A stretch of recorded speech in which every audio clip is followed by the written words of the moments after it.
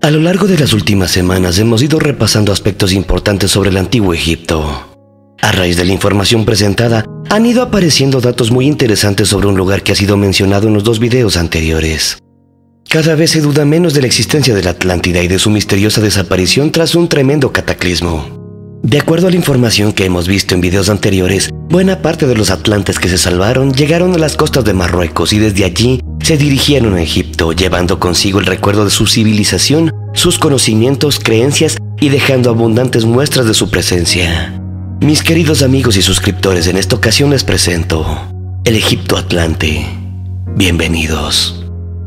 En el año 1976, Albert Schlossman, profesor de matemáticas, doctor en análisis informático y participante de los programas de la NASA para el lanzamiento de los Pioneer sobre Júpiter y Saturno en 1973, 1974 y 1975, publicó en París un libro titulado El Gran Cataclismo. En este libro sensacional se relata con todo lujo de detalles un acontecimiento ocurrido hace 12.500 años, el hundimiento de la Atlántida descrito por Platón en Timeo y Critas. La resonancia del libro de Schlossman fue escasa, ya que pasó por ser un libro más sobre el tema Atlante, con unas hipótesis curiosas ignoradas por los científicos oficiales. Como pudimos ver en mi video del templo de Dendera, es muy probable que Albert Schlossman acabe siendo reconocido como uno de los más grandes egiptólogos de todos los tiempos, aunque hasta el año 1972, año en que pasó 4 meses en Egipto, no se dio cuenta de que le habían abierto unos horizontes absolutamente fantásticos sobre la antigüedad egipcia. De todos los lugares fascinantes de Egipto, Dendera fue el que más le apasionó. Por ello, se centró en el estudio de su famoso zodíaco, que fue encontrado por casualidad o causalidad durante la campaña egipcia de Napoleón, cuando el ejército del sur al mando del general de Sykes iba en persecución del ejército mameluco. Tanto hombres como animales estaban agotados y el general ordenó un alto para descansar en las arenas del desierto y descargar los camellos. Bajo el peso de una caja de municiones se abrió un hueco en el suelo y este se hundió en él. Los soldados se asomaron por el agujero y descubrieron que la caja había caído dentro de una sala casi llena de arena a la que no tardaron en bajar. El ejército iba acompañado por una veintena de sabios que entraron tras los soldados y se encontraron con que el techo de aquella cámara era un maravilloso mapa celeste. Acababan de descubrir en el fastuoso templo de Dendera y medio enterrado entre las arenas su asombroso zodíaco. El primer dibujo que se hizo de él para enviárselo a Napoleón, que estaba en el Cairo, lo realizó Visconte d'Eno, que pasó bastantes días y noches en difíciles condiciones de comodidad y de iluminación para reproducirlo. El resultado, no obstante, fue espléndido, casi fotográfico. Más de 20 años después, en el año 1822, llegaba el planisferio al Museo Imperial de París, futuro Museo del Louvre, desatando encendidas polémicas entre los sabios. Las dimensiones originales de la losa en las que se habría esculpido el zodíaco eran de 3.60 metros de largo por 2.40 de ancho y un grosor de 90 centímetros, lo que significaba un peso entre 55 y 60 toneladas. Para aligerar el peso, M. Lorraine, el héroe encargado de desmontarlo y transportarlo a Francia, decidió cortar 2 series de líneas en zigzag que tenía la piedra en su parte más larga con el fin de cuadrarla. Con esto eliminó el jeroglífico que representaba el gran cataclismo, ya que en la lectura de los jeroglíficos el agua se representa con una línea quebrada, el plural de las aguas 2 líneas, con 3 la crecida del Nilo y el diluvio con 5 líneas quebradas. Como el zodíaco de Dendera está rodeado de 8 líneas, nos encontramos con un superdiluvio. De ahí la idea de llamarlo el Gran Cataclismo. La campaña de Napoleón en Egipto puso de moda en Europa todo lo egipcio y la llegada de la losa esculpida con el zodíaco produjo una profunda perturbación en las academias de sabios. Durante un periodo de 10 años se publicaron 432 estudios entre San Petersburgo, Berlín, Londres y París, los cuales serían comentados en gran parte por Schlossman en sus libros. Hubo 3 clanes de grandes sabios en pugna constante. El clan de Cuvier y Monge afirmaba que los relieves y las pinturas del templo eran griegos y que habían sido datados en el siglo II a.C. y en consecuencia no tenían nada de egipcio, eran bellas pinturas y nada más. El equipo de Jean-François Champollion decía: ustedes no tienen todo en cuenta. Si estas 12 constelaciones están sobre el zodíaco en relación con Sirio, Orión y los otros planetas, su emplazamiento se establece con referencia a las estaciones egipcias y no a las griegas. Es decir, que la antigüedad hay que datarla en 2000 años antes de Cristo y no en 200. Un tercer clan, el de los astrónomos de Charles Dupuis, replicaba: todos ustedes están en un error porque todas las constelaciones están conducidas por la de Leo, que está sobre una barca. En esa época el Sol estaba en la constelación de Leo, por tanto, es el cielo de hace 12.000 años, no 2.000 ni 200. En escena apareció un cuarto y potente clan representado por el arzobispo de París, que amenazó con la excomunión a quienes mantuvieran tales tesis. No hay que olvidar que esto tenía lugar en 1820 y según la Iglesia, el Vaticano, la creación del mundo habría tenido lugar 4.000 años antes de Cristo. Adán, el primer hombre, habría aparecido 5.000 años atrás y la Tierra no tenía una antigüedad superior a 6.000 años. Así pues, hace casi 200 años, que los sabios conocían que el mundo existía desde hace más de 6.000 años, pero no podían decirlo por el riesgo que corrían. La tradición estaba establecida y nadie se atrevía a cuestionarla. Hasta el año 1956, la Comisión Bíblica no solicitó un restablecimiento de la verdadera cronología de esta parte del Antiguo Testamento. Sin embargo, en el año 1995, todavía se sigue datando los monumentos egipcios en función a la decisión del arzobispo de París, Monseñor Afré. El año actual corresponde en cambio al 5778 del calendario judío, que arranca según una tradición desde la creación del mundo y según otra desde la salida de Abraham, que después fue Abraham, hijo de Tera de Ur. Cabe destacar que Ur significa luz y que el padre de Abraham se llamara como la isla que algunos han asociado a la Atlántida o una colonia atlante. Según afirma Schlossman, es posible hablar de sus descubrimientos sobre Dendera porque se dispone de escritos desde el 4000 hasta el 1000 a.C., en los que se habla de Dendera y sus reconstrucciones, así como lo que entre los años 1840 y 1870 opinaron Mariette, Maspero, etc. Su mérito ha sido ratificar sus descubrimientos e ir más lejos. El templo de Dendera es el templo de la Dama del Cielo y todos los fundamentos de la astronomía y de la astrología parten de allí. Y así fue a lo largo de sus reconstrucciones, ya que en la que actualmente contemplamos es la sexta reconstrucción, sobre los únicos cimientos originales que se remontan a los arquitectos sucesores de Horus, que fueron los primeros supervivientes llegados a orillas del Nilo tras el cataclismo atlante. Existe un papiro del escriba del faraón Keops a quien se atribuye la construcción de la Gran Pirámide, aunque probablemente sea muy anterior, que se conserva en el Museo del Cairo, en el que se precisa que, por orden de Khufu, Keops, el templo de la Dama del Cielo de Dendera será reconstruido por tercera vez, sobre el mismo emplazamiento y según los planos establecidos por los sucesores de Horus, sobre pieles de gacela y salvaguardados en los archivos del rey. Los argumentos de la fonética. Otro aspecto fundamental sobre las investigaciones de Schlossman se refiere a la fonética. El punto de partida es el capítulo número 17 del Libro de los Muertos, porque a través de él se llega a la Atlántida. En ese libro se habla del más allá, pero en este caso se trata del nombre de un país que fue sumergido por la cólera de Dios. Ese país se llamaba Ajamemta. Amemta para los griegos, Amenti en castellano. El reino de los muertos, pero en su traducción exacta quiere decir primer corazón o corazón primogénito de Ptah. Según la multitud de textos, Ptah es el único Dios, el Dios eterno, el todopoderoso. El hilo conductor que enhebra Dendera y el gran cataclismo es el capítulo 17, que establece la situación desde los ancestros, y los ancestros son los faraones. Porque faraón es de nuevo una palabra griega que en jeroglífico es Per Aom Per Aja, lo que significa descendiente del primogénito y el primogénito es Osiris. Toda la trama se explica a lo largo de un extenso texto en el que se cuenta que los primogénitos se encontraban en otro país, Ajamemta, que significa engullido por el mar. Los supervivientes establecieron At-Ka-Ta, que significa segundo corazón de Ptah, cuya fonetización griega es Egiptos. Si según apuntan todos estos datos, hubo un enorme cataclismo que sumergió todo un continente. Este tuvo que ser la Atlántida. Los textos de Platón hablan de ello claramente. Él mismo dijo que fue Solón quien lo inspiró. Solón vivió 7 años en Egipto y aprendió con los sacerdotes de Sais todo lo referente al continente sumergido, así como en los jeroglíficos que leía y comprendía. El gran cataclismo que sumergió la Atlántida. Es preciso tener en cuenta que cataclismos de esta magnitud se han repetido con cierta periodicidad. En un estudio realizado por Juan Bonet, magnífico investigador que en su libro El vuelco de la Tierra, editado por la Universidad de Navarra, describe los 4 vuelcos habidos ya en nuestro planeta y apunta además a la posibilidad de un próximo 5º vuelco. Vuelcos de aproximadamente 180 grados con el consiguiente cataclismo como resultado de esos cambios de orientación. Todos los vuelcos habidos son asociables a los diversos relatos de diluvios de las distintas leyendas y tradiciones, que siendo muchos pueden reducirse a 4, coincidentes en sus características con los 4 vuelcos mencionados.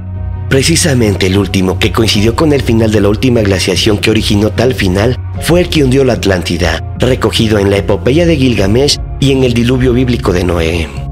A este respecto, Slossman cuenta que los sacerdotes que estaban al corriente de lo que iba a ocurrir habrían hecho construir decenas de miles de embarcaciones insumergibles que llamaban Manjit, y no solo sirvieron para salvar una parte de la población, sino que fueron utilizadas también por sus descendientes. Son esas barcas sagradas que se encuentran por todas partes, en las que se habrían salvado Osiris, Isis y Horus. Cuando la Tierra volcó girando 180 grados sobre el eje, el movimiento aparente del Sol primero se detuvo y luego el cielo pareció desplomarse. A continuación, el Sol retrocedió en su curso para ponerse por donde había salido. Todo ello en un tiempo brevísimo. Después, acompañado de gigantescos terremotos, se produjo la gran inmersión y la desaparición del Sol. Los supervivientes escaparon en todas las direcciones, pero una buena parte de ellos se dirigieron hacia lo que había sido hasta entonces la Tierra del Poniente, que es precisamente lo que significa la palabra Mogreb, la costa de Marruecos. Desde allí se dirigieron en un largo éxodo hasta el Nilo. La teología original del mundo. En el mencionado capítulo 17 del Libro de los Muertos recoge en realidad la teología original del mundo, de la cual todas han derivado. Una teología sorprendente porque es absolutamente monoteísta e idéntica al Dios de Abraham y de Moisés. Según Slossman, el Antiguo Testamento no es sino una copia de esa teología original, en la que se olvida demasiado fácil que Moisés era príncipe de Egipto y por tanto que había sido elevado a gran sacerdote, porque estaba destinado a ostentar el cetro. Para situar adecuadamente esta cuestión es preciso hacer una digresión. El nombre Moshe, Moisés, no significa salvado de las aguas como suele interpretarse, sino nacido de las aguas, ya que las aguas representan siempre la esencia de la vida. A esto es preciso agregar algo sumamente importante. El resultado de la cuidadosa, documentada y exhaustiva investigación realizada por el escritor egipcio Amen-Osman concluye que ese príncipe de madre judía, la reina Tiji, hija de visir de Susa y padre egipcio, el rey Amenofis III, fue el rey Amenofis IV, al que se conoce más como Akenatón o el rey hereje, porque restablece el culto a un dios único, Atón y Akenatón, y es precisamente Moisés. Para situar adecuadamente esta cuestión es preciso hacer un análisis. El nombre Moshe, Moisés, no significa salvado de las aguas como se puede interpretar, sino nacido de las aguas, ya que las aguas representan siempre la esencia de la vida. Además, el mundo de las aguas simboliza el mundo emocional, lo cual se asocia al amor entre su padre egipcio y su madre judía, de la que él nace, lo que automáticamente lo convierte en judío indiscutible, porque para el judaísmo son judíos los hijos de vientre judío. La madre siempre es evidente, pero el padre solo es presumible. Este nombre tiene una connotación de suma importancia, ya que lo relaciona con los nacidos de las aguas del cataclismo, los primogénitos, descendientes del primogénito Osiris y sucesores de Horus, en At-Ka-Ta, el segundo corazón de Ptah. En consecuencia, el nombre Moisés sirve como pista clara para relacionarlo con su origen regio, indicando que no es un príncipe cualquiera. Como tal, además de prepararse para manejar el mundo material, es preparado para manejar el mundo espiritual, ya que el faraón es sumo sacerdote, y así aprendió de la primera letra hasta la última, todo el monoteísmo original egipcio tal como se enseña precisamente en Dendera. El valor de los jeroglíficos. Lo que pocos conocen es que en 1812 Champollion publicó en Grenoble un libro titulado De la escritura de los egipcios, en el cual afirma que la escritura jeroglífica en modo alguno es alfabética, pues representa cosas, no sonidos, y lo mismo afirma de la escritura hierática, a la que considera como una taquigrafía jeroglífica. El propio Champollion lo hizo desaparecer de las librerías con el pretexto de que podría lesionar a las personas piadosas, porque hacía remontar las dinastías faraónicas hacia el año 5285 a.C., es decir, antes del nacimiento oficial de Adán.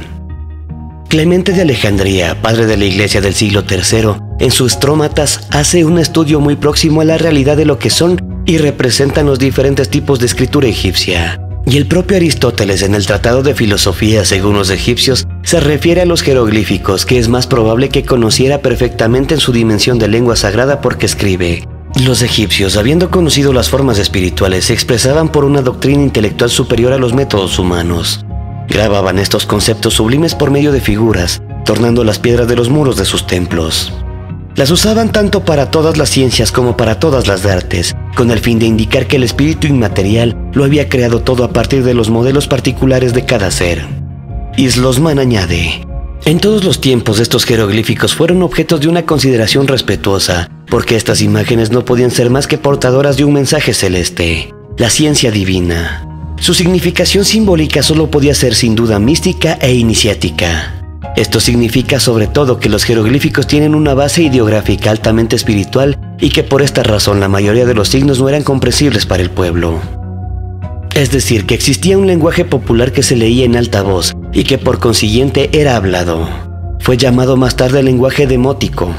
Por tanto, se ha de suponer que el jeroglífico no era más que un lenguaje escrito destinado a la conservación de la tradición original.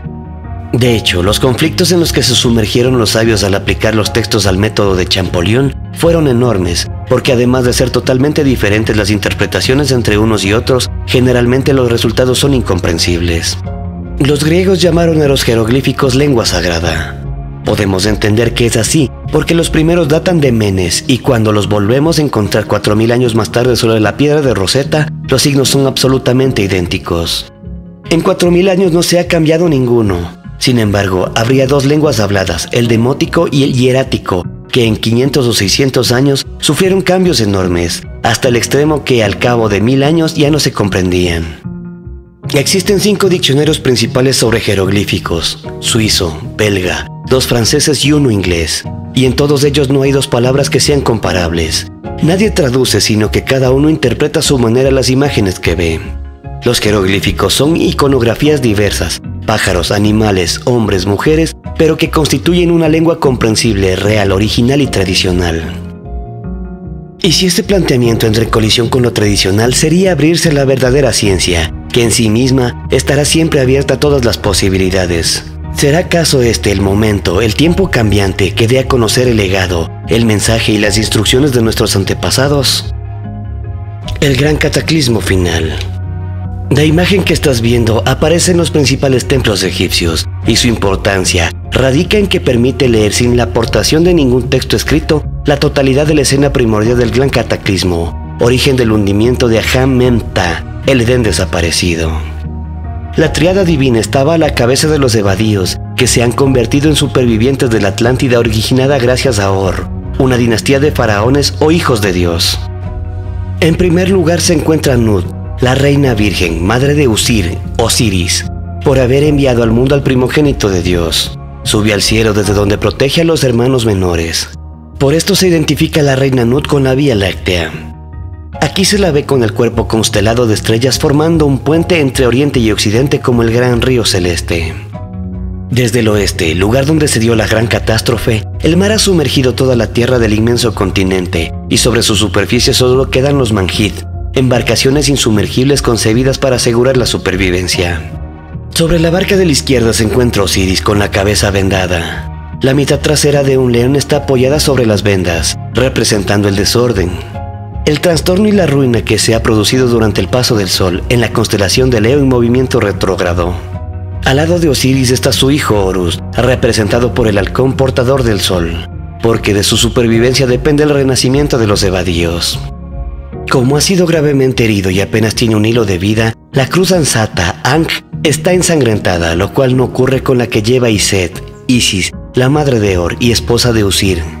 Ella lleva sobre la cabeza el alma de los escapados, simbolizada por una pluma verde de avestruz.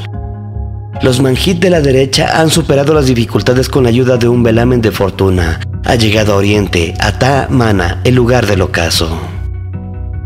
En definitiva, todos los datos que hemos encontrado son apenas la punta del iceberg.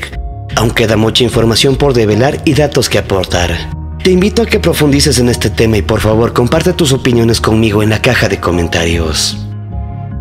Si el video te ha gustado, te invito a que le des un like y a que lo compartas con un amigo.